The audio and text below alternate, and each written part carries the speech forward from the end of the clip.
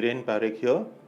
I work as a Vice President Thomas Cook in development. So my job is basically a kind of a business analyst. My job involves basically understanding the requirements from the business and passing them on to the tech team for development.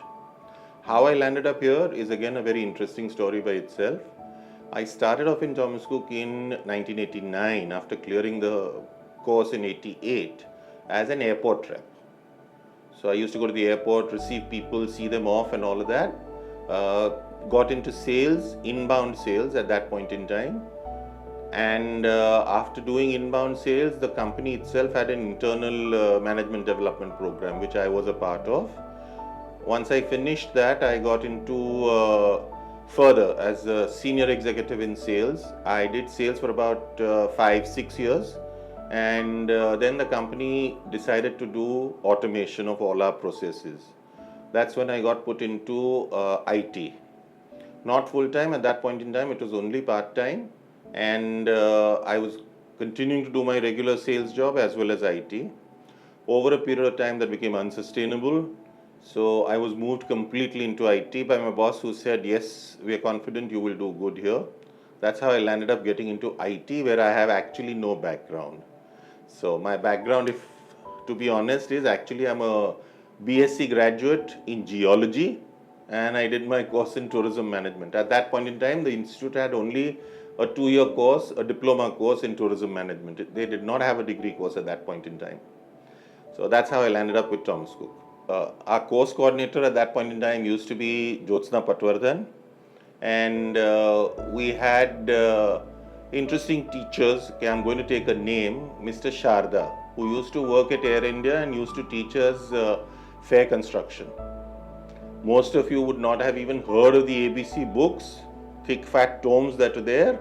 We had to look up fairs actually on those thick fat tomes and do fair construction. It wasn't all online like it is now. So very interesting. We used to have French as a language and the other subjects as well, which was places of tourist interest within India, outside India and all of that. We had to do a lot of research because there were a lot of projects that we were given. I still remember one culinary project where my mother freaked on me because I used up nearly 1 gram of saffron to color the background of the chart paper and put in saffron as a spice and whatever. So when she wanted the saffron, she couldn't find it in the refrigerator and she freaked on me that you can't use up so much saffron for your projects.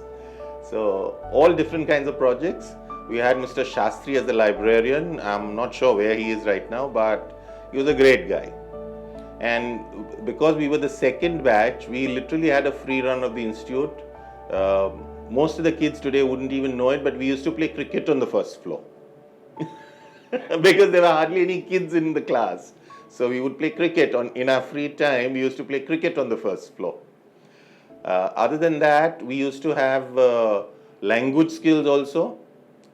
So we were actually taught how to write. So formal communication and stuff like that, which I'm sure continues even today.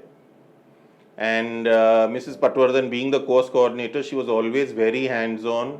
Virtually every 15 days, she would be at the institute, interacting with us, speaking to us, and guiding us also. As I mentioned a little while ago, we were taught about places of tourist interest. The teacher's name was Anita. I can't remember her last name, unfortunately, right now. But we were actually taught how to get into the detailing of work. And we had to do projects even on that. You had to find out about places of tourist interest. She could throw the wildest of things at you. And those days, unheard of places she would throw at us and say that you have to do research and get me information on this. And believe me, those days there was no Google. So you actually had to go dig around books, encyclopedias, reference material, which all of that used to happen in the library. This helped me a lot when I started doing, after the airport rep part, as I said, I went into sales in Thomas Cook inbound tours. So that helped me a lot in designing itineraries for travelers who wanted to travel within India, basically foreigners. So that helped me a lot there. Costing, which was another part we were taught, though I'm horrified now because when I got into the actual company and I started doing costing, at that point in time, if I looked back at the costings that I had done in the institute, I was kind of ashamed of myself that how could I have done costings like this. But anyways, that was the grounding basis which we learnt costing, and it helped me. It helped me get into sales. First, I used to do operations. From operations, they put me in sales because they realized that okay, he can do it.